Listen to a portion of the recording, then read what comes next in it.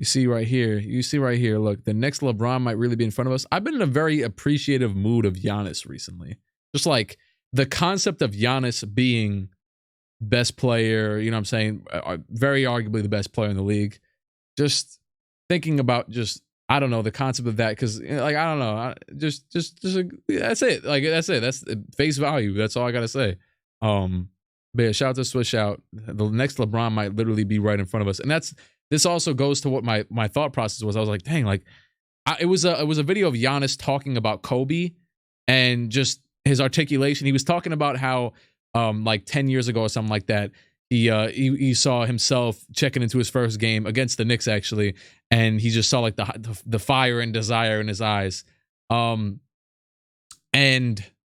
you know, that just seeing that and then him talking about now and how where he wants to be in 10 years and just the way he was articulating and, like, you know what I'm saying, just carrying himself and how he has carried himself over the years. One of my other favorite things I love from him, and it's kind of opposite to Kobe, because obviously Kobe's always, you know what I'm saying, whatever. Even Kobe would even say less. Giannis is almost like borderline self-deprecation, but not really, because that's a little bit too far. Kobe would be like, you know what I'm saying, like, job's not finished. Like, oh yeah, we up 3-1, job's not finished, whatever.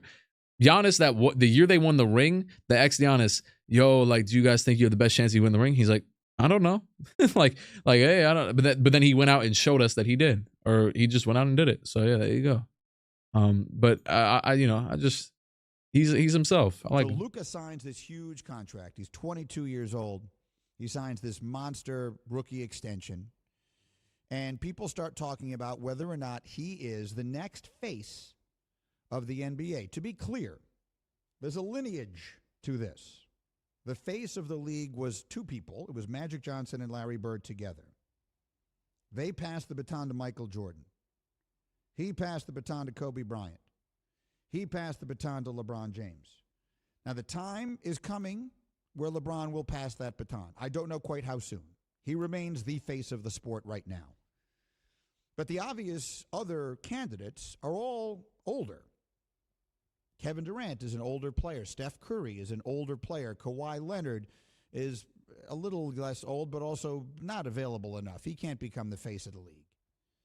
Those guys, I think, are not next. The question is, who's next? Who's next in that line? Someone who's not yet 30 years old who could become the next face of the league. That's the question of the day. Nuno, what's the answer?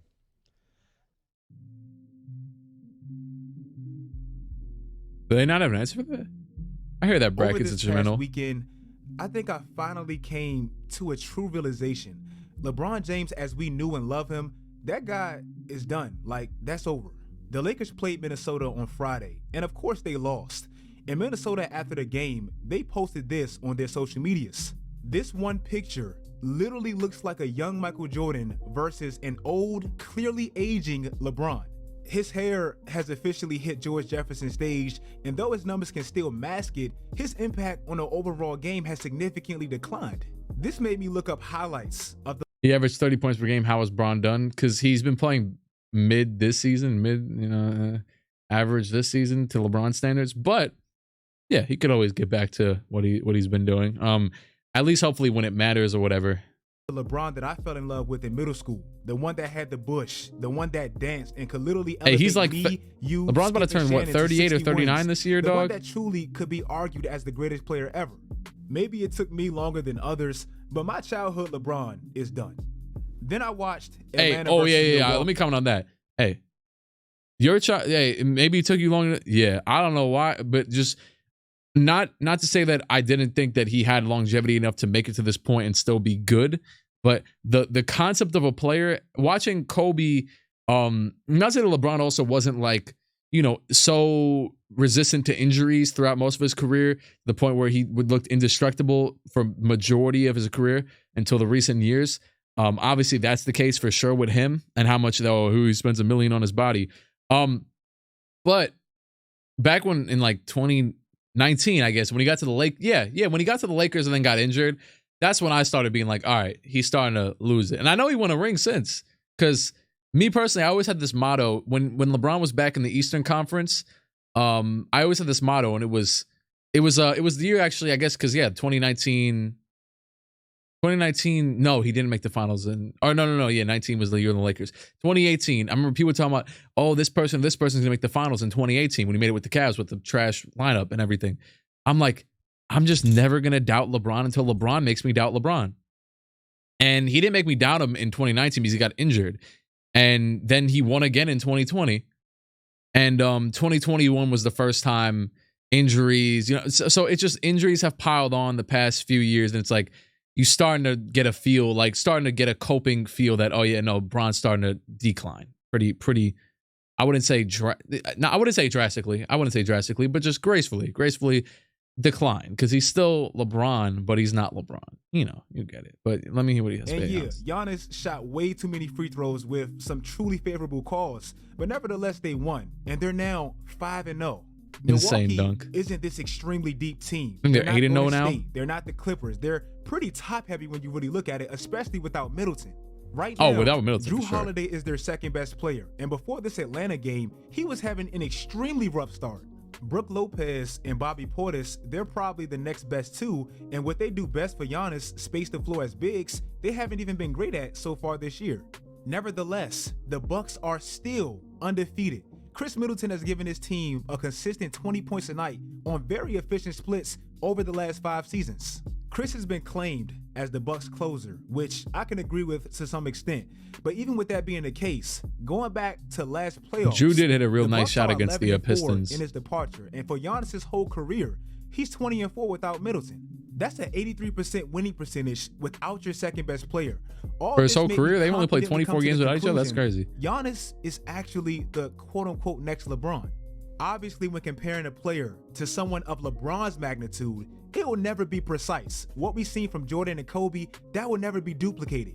Having similar careers, styles, and mentalities, that's a true rarity. They even had the same damn coach. But for Giannis, his impact, his consistency, and truly what his production means for the rest of the NBA, that is very comparable to LeBron's. In 2017, when Giannis first had his breakout, this was some people's perceptions about this comparison. But the story now is, good God, at the end of last year and now is, the Greek freak, Milwaukee. Giannis, and I struggle pronouncing his name sometimes, Antetokounmpo. He's the next, I read 3 stories this week, next LeBron. Oh, it's from old. No, and it's not close. He's talented. He's long. He's young. He's a freak. He's not going to be LeBron. And Giannis is a freak. He is not close to LeBron James. He is just a wild, freaky, great, fun, crazy player who's going to score a bunch, get good numbers, and be a blast to watch, and he may average 38 points a game one year. This was the 2018 season for Giannis, where he essentially lost to Boston without their best players. But after this year, LeBron left the conference, and Giannis officially took his spot. Last year, I made a video about Giannis now having the LeBron problem. And basically the summary of that video was how people struggle to appreciate his skill set because it was so multifaceted. You can't identify LeBron as anything exact. Like KD's a great scorer, Magic's a great passer, Scottie Pippen's a great defender, because he's so versatile. And that's what Giannis has truly become. The impact is always going to be evident, but the skill set is never specific.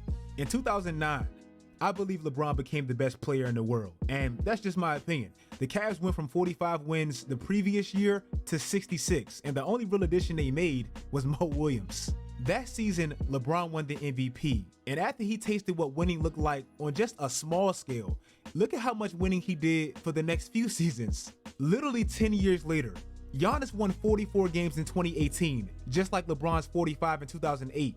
And the following season, he won the MVP, just like LeBron, and his first 60 wins. I was just about to and look at his winning percentages. I was about to compare their the fact that it took LeBron about 8 years to win, and also Giannis 8 years to win.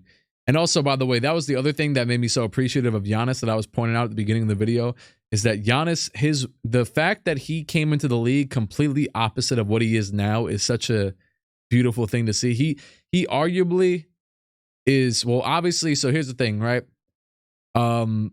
He's arguably the hardest working player to get to that level in NBA history.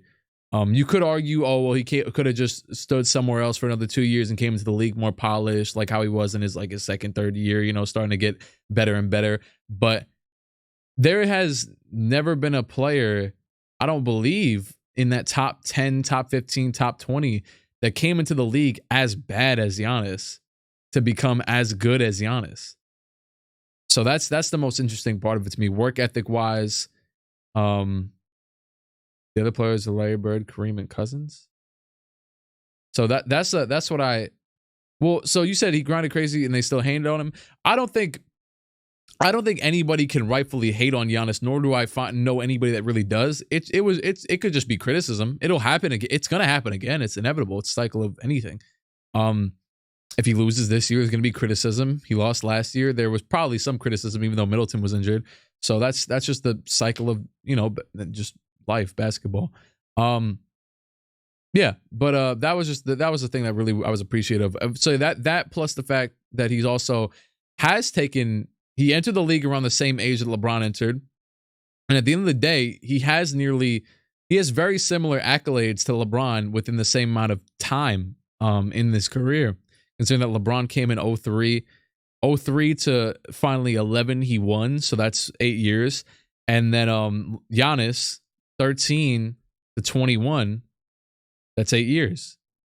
So yeah, that's just and then he wins a ring. So we'll see, saying obviously LeBron won too, because he's on Miami. But yeah. In that time span, number one, and just have like LeBron mirrored in his careers. peak athletic years. Within the Eastern Conference, and this is why I feel like Giannis has really become the new LeBron. That's what LeBron really ate. Obviously, he made 8 straight finals, and I don't think that's ever going to be duplicated. Nobody can do that again. That's a LeBron specialty. But Giannis is now destroying the East, just like LeBron did when he truly hit his prime. In 1991, when Michael Jordan won his first NBA championship, he had the most dominant stretch of basketball in modern NBA history. I feel like everybody knows that. 6 NBA finals, 5 MVPs, we all know Michael Jordan's resume. But most of that dominance starts within his conference. You don't get to 6 NBA finals without destroying the teams that you literally have to go through on a consistent basis. In MJ's championship window, he won 80% of his games versus the Eastern Conference and 4 MVPs. Then in the early 2000s, it was all over the place. We really didn't have one guy dictating the East like MJ did in his prime, until LeBron hit his. From 2009 to 2013, during the peak athletic LeBron era, he emerged as that new dude. He won 78% of his games versus the East, similar to Jordan, and 4 MVPs just like Jordan. Well now, and I don't care how much you don't like him, I don't care how much skill you think he lacks, that new dude has become Giannis. Since he emerged as arguably the best player on the planet 4 years ago, he has a 79 winning percentage within his own conference, smack in the middle between Jordan and LeBron, 2 MVPs, and an NBA championship. If you look at consistency, the player with the highest player efficiency rating in Jordan's reign of greatness was him. Now, PER is an advanced stat that you have to take with a grain of salt. It's not the end-all be-all. It essentially just sums up all. I saw some today talking about the worst players in the NBA, and it was it showed that Killian Hayes is a PER of I think 0.2, and granted PER is usually somewhere between like 15 to 30, or 25 or something, 22. Killian Hayes is like a 0.2, and Isaac Okoro has a negative PER. So there's that. The box score categories into one, but it can be useful for general purposes. If you want to see how a player is performing in a general context of things, then yeah, you can give it some validity. But again, take it with a grain of salt. Just for reference, a 35 plus PER is like an all-time great season. A 30 through 35 is like a runaway MVP, and so on and so on. In LeBron's Giannis window, and I'm comparing 08 to 2013 because that's where Giannis is right now through his breakout years, in that time span, there was only one player with a 30 plus PER, and that was LeBron.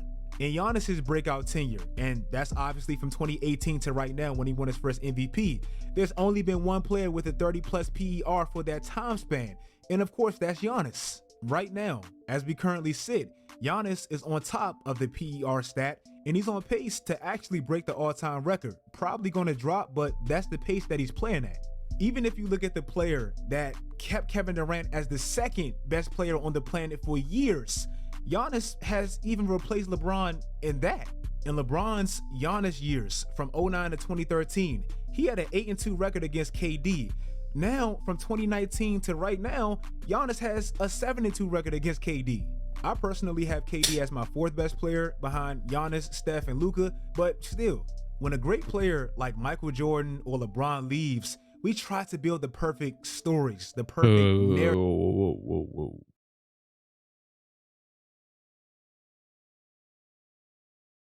Oh God, hey, I don't got it. I don't got it today.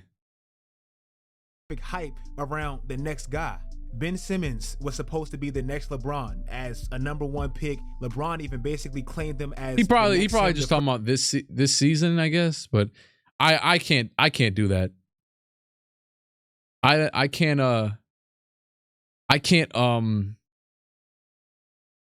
Jokic 2 straight MVPs, dog. I will never see him kind of chilling the first 10 games of the season because he finally has his team back and say, oh yeah, he not top 4.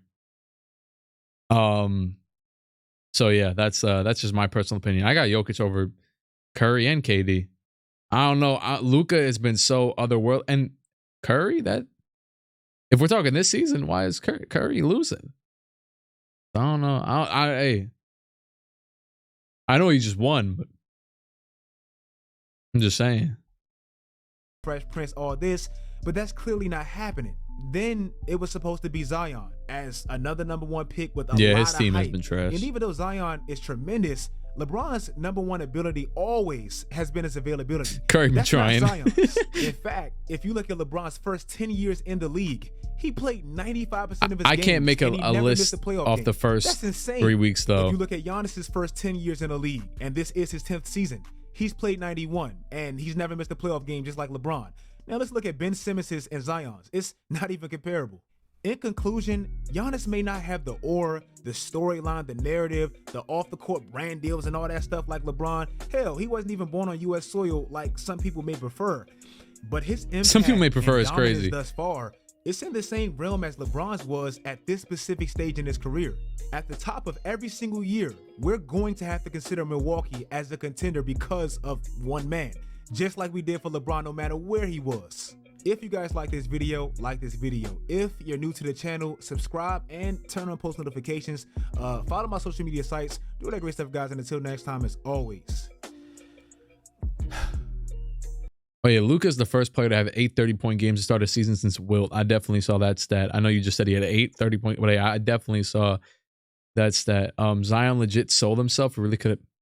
The hell he sell? He just if gaining weight is selling himself. I mean, I don't think that was the reason why he got it, because he wasn't that big prior to the weight he gained, and then he already got injured in his second season. Or he wasn't that injury prone prior. I don't know. He just. But yeah, Zion, as a Zion believer and a backer of Zion, like in terms of his play, he has been, a bit on and off this season. But hey, I'm gonna give him time. But yeah, Luka, where did the LaMelo hype go? LaMelo isn't playing. That's why. LaMelo is not playing. LaMelo is he's injured right now. That's why. That's all. Although I don't know if his hype will ever. Success is the only thing that's going to make LaMelo reach a higher hype than what Edwards has right now, just because success, or if he starts scoring 25 a game, because the concept of scoring 25 a game, like how Edwards has been doing now, just tends to set you apart a little bit in terms of like perception, rather than dropping like 18 and 10, because I don't know. I don't think I have to say it. But yeah, LaMelo's just injured though. You would be seeing his stupid little passes that earned him a passing style on 2K right now. So yeah, shout out to Swish Out though. It's still a good video. But me personally, I would still have my 4. I would still have KD just out of the top 4. And I will say, if we're going off this season, I'd probably go Giannis, Luka, at least top 2, 1A, 1B, whatever. I mean, I can't, no, because if we're going off this season, then yeah, he is right. He's right, because KD's been cooking, even if his team's been losing, he's been cooking a little bit. Jokic has been kind of chilling. So I'm not even gonna do it, honestly, because yeah, we gotta, more time has to pass. It has to be a sample size of at least months, at least like multiple months, like 1, 2. So yeah. Yeah. So yeah, that's it. That's it.